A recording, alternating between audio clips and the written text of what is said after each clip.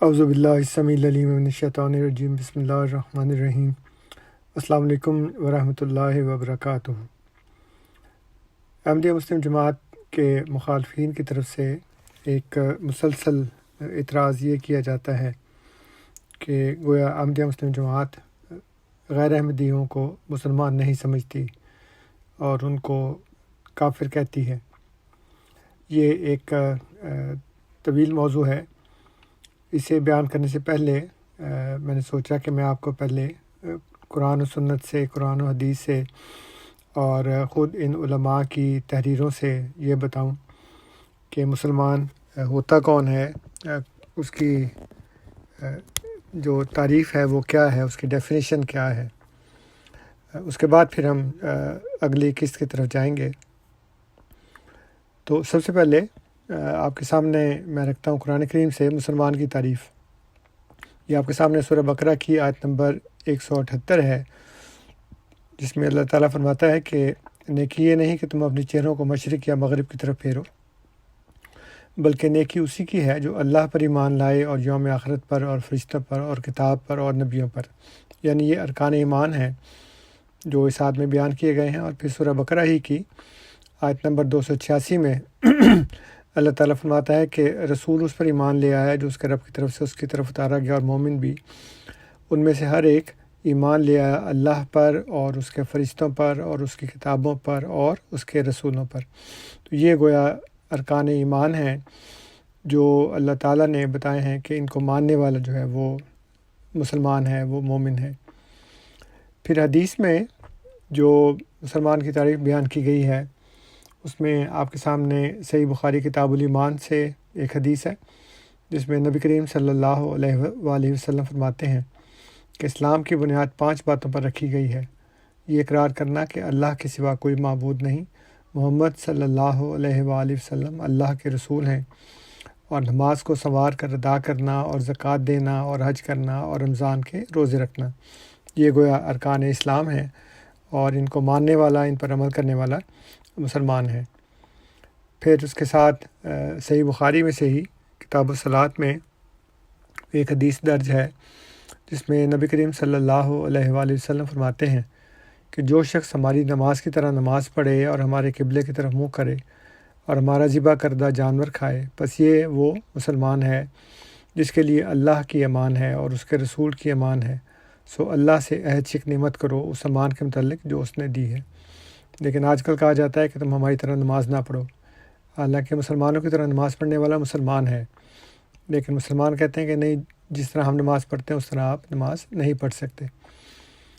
پھر اللہ تعالیٰ قرآن کریم میں فرماتا ہے کہ جو شخص خود کو مسلمان کہے وہ مسلمان ہے، جیسے کہ آپ دیکھتے ہیں سورہ النساء کی آیت نمبر 95 ہے کہ وَلَا تَقُولُوا لِمَنْ أَلْقَىٰ عَلَيْكُمُ السَّلَامَ لَسْتَ مُؤْمِنًا، جس کا شعار یہ ہو کہ وہ ملتے وقت سلام کرے، اور کوئی اگر آپ کو ملتا ہے وہ سلام کرتے تو آپ اس کو یہ نہیں کہہ سکتے کہ تم مومن نہیں ہو۔ پھر اسی طرح سورہ الحجرات کی آیت نمبر 15 ہے، اللہ تعالیٰ فرماتا ہے قالت الاعراب آمنا، بادیہ نشین کہتے ہیں کہ ہم ایمان لے آئے، قل لم تؤمنوا، ان سے کہو تم ابھی ایمان نہیں لائے، ولکن قولوا اسلمنا، بلکہ صرف اتنا کہا کرو کہ ہم مسلمان ہو چکے ہیں، ولما يدخل الایمان فی قلوبکم، ایمان ابھی تمہارے دلوں میں داخل نہیں ہوا، یعنی ان کے دلوں میں ایمان داخل نہ ہونے کی گواہی خود اللہ تعالیٰ دے رہا ہے جو دلوں کے حال جانتا ہے۔ اس کے باوجود ان کو مسلمان کہلانے کے حق سے اللہ تعالیٰ نے محروم نہیں کیا۔ اس آیت کی تفسیر میں جو وَلَا تَقُولُوا لِمَنْ أَلْقَىٰ عَلَيْكُمُ السَّلَامَ لَسْتَ مُؤْمِنًا، اس کی تفسیر میں سید ابوالعلا مودودی صاحب لکھتے ہیں کہ اس آیت کا منشا یہ ہے کہ جو شخص اپنے آپ کو مسلمان کی حیثیت سے پیش کر رہا ہے، اس کے متعلق تو میں سرسری طور پر یہ فیصلہ کر دینے کا حق نہیں کہ وہ محض جان بچانے کے لیے جھوٹ بول رہا ہے۔ ہو سکتا ہے کہ وہ سچا ہو اور ہو سکتا ہے کہ جھوٹا ہو، حقیقت تو تحقیق ہی سے معلوم ہو سکتی ہے۔ تو جو شخص کہے کہ میں مسلمان ہوں، اس کو یہ نہیں کہنا چاہیے کہ تم مسلمان نہیں ہو۔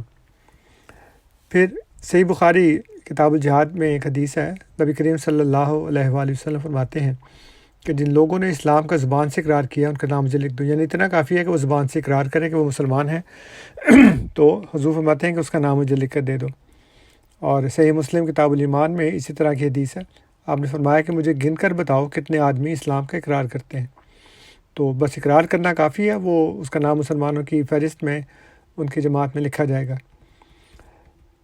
آج کل کلمہ پڑھنے کے باوجود بھی لوگ مسلمان نہیں سمجھتے کلمہ گو کو، لیکن صحیح مسلم کتاب الایمان کی 2 حدیث آپ کے سامنے ہیں، جس میں ایک شخص نے ایک دوسرے شخص کو کلمہ پڑھنے کے باوجود قتل کر دیا، تو نبی کریم صلی اللہ علیہ وسلم بار بار ہی فرماتے رہے کہ جب قیامت کے دن لا الہ الا اللہ آئے گا تو کیا کرے گا؟ یعنی ایک دفعہ نہیں کہا، صرف ایک دفعہ ڈانٹا نہیں بلکہ بار بار کہا کہ جب قیامت کے دن لا الہ الا اللہ آئے گا تو کیا کرے گا؟ اور دوسری حدیث حضرت اسامہ بن زید کے متعلق ہے رضی اللہ عنہما۔ آپ جانتے ہیں کہ حضرت اسامہ اور حضرت زید رضی اللہ تعالیٰ عنہما نبی کریم صلی اللہ علیہ وسلم کو کتنے عزیز تھے۔ اس کے باوجود جب حضرت اسامہ رضی اللہ تعالیٰ عنہ نے ایک شخص کو کلمہ پڑھنے کے باوجود قتل کر دیا تو آپ نے فرمایا کہ کیا اس نے لا الہ الا اللہ کہا اور تم نے اسے قتل کر دیا؟ اور جب انہوں نے کہا کہ اس نے ہتھیار کے خوف سے کلمہ پڑھا تھا تو آپ نے فرمایا کہ تم نے کیوں اس کا دل نہ چیرا تاکہ تم جان لیتے کہ اس نے دل سے کہا تھا یا نہیں۔ اور پھر وہ کہتے ہیں کہ آپ میرے سامنے یہ بات دہراتے رہے یہاں تک کہ میں نے خواہش کی کہ کاش میں نے اس دن اسلام قبول کیا ہوتا۔ یعنی سب سے محبوب شخص کے لیے نبی کریم صلی اللہ علیہ وسلم نے اتنا ان کو ڈانٹا کہ کلمہ پڑھنے کے باوجود کیوں اس کو قتل کیا۔ اسی طرح کی حدیث مسند امام احمد بن حنبل میں آپ کے سامنے ہے، جس میں حضرت خالد بن ولید رضی اللہ تعالیٰ عنہ نے کہا کہ بعض نمازی ایسے ہیں جو زبان سے کہتے ہیں ان کے دل میں نہیں ہوتا۔ تو نبی کریم صلی اللہ علیہ وسلم نے فرمایا کہ مجھے اس بات کا حکم نہیں دیا گیا کہ لوگوں کے دلوں میں سراغ کرتا پھروں یا ان کے پیٹ چاہ کرتا پھروں۔ جو جس نے زبان سے کہا ہے میں اس کو اسی طرح مانوں گا آن the face of it. Ashraf Ali Thanvi صاحب کی کتاب یہ ملفوظات حکیم الامت ہے، اس میں وہ لکھتے ہیں کہ مولانا محمد قاسم کو یعنی قاسم نانوتوی صاحب کو کسی نے کافر کہا تھا۔ آپ نے خبر سن کر فوراً یہ پڑھا لا الہ الا اللہ محمد رسول اللہ صلی اللہ علیہ وسلم، یعنی کلمہ پڑھنے سے انسان مسلمان ہو جاتا ہے۔ اگر میں پہلے کافر تھا، فرمایا اگر میں ایسا ہی تھا مگر اب تو نہیں، اور یہی دلیل ہے کامل مسلمان ہونے کی۔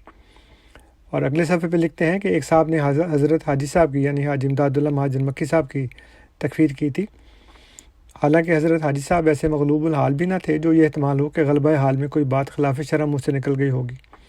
آپ نے بھی ساختہ فرمایا کہ اگر میں عند اللہ مومن ہوں تو سارے جہان کی تکفیر مضر نہیں، اور اگر عند اللہ کافر ہوں تو سارے جہان کا مومن کرنا مفید نہیں۔ یعنی کسی کے کہنے سے کوئی کافر نہیں ہوتا، کسی کے کہنے سے کوئی مسلمان نہیں ہوتا۔ اللہ اور اس کے رسول کے نزدیک جو مسلمان ہے وہ مسلمان ہے، جو اس کے نزدیک کافر ہے وہ کافر ہے۔ مولوی ثناء اللہ نصری صاحب فتویٰ دیتے ہیں، یہ فتاویٰ ثنائیہ سے حوالہ ہے، وہ کہتے ہیں کہ صرف کلمہ شریف لا الہ الا اللہ محمد رسول اللہ صلی اللہ علیہ وسلم معنی سمجھ کر بالیقین پڑھ لینے سے داخل اسلام ہو جاتا ہے، لیکن آج احمدیوں کو کلمہ پڑھنے کے باوجود بھی وہ کہتے ہیں کہ آپ مسلمان نہیں ہیں۔ 1953 میں جو فسادات ہوئے اس کے بعد جب 1954 میں منیر انکوائری عدالت بنی، اس کے بعد اس کی رپورٹ شائع ہوئی۔ اب اس میں دیکھیں کہ یہ سارے علماء مسلمان کی کیا تعریف کرتے ہیں۔ یہ میں پڑھ کے سناؤں گا تو کافی لمبا ہو جائے گا، آپ اس کو پاز کر کے پڑھ سکتے ہیں کہ انہوں نے وہ تمام باتیں جو آج انہوں نے اسلام کی تعریف سے نکال دی ہیں، اور وہ تمام باتیں جن کی وجہ سے احمدی مسلمان ہیں، وہ ساری انہوں نے اس میں لکھی ہیں۔ توحید الہی پر ایمان، نبی کریم صلی اللہ علیہ وسلم پر ایمان، اور قرآن پر ایمان، اور کلمہ لا الہ الا اللہ پر ایمان کا اقرار، اور نبوت پر ایمان۔ اس طرح یہ سارے جو ارکان ایمان اور اسلام جو پہلے بیان کیے گئے ہیں وہ سارے کے سارے اس میں بیان کیے گئے ہیں۔ لیکن 1953 میں ان علماء کا جو عقیدہ تھا وہ 1974 میں آ کر بدل گیا، اور اس کے بعد اب مزید خراب ہوتا ہوتا کس گہرائی تک جا پہنچا ہے اور کس قدر بدل چکا ہے، یہ ہم سب خوب جانتے ہیں۔ تو اگلی ویڈیو میں انشاءاللہ تعالیٰ اس موضوع کے متعلق تفصیل سے بیان کروں گا۔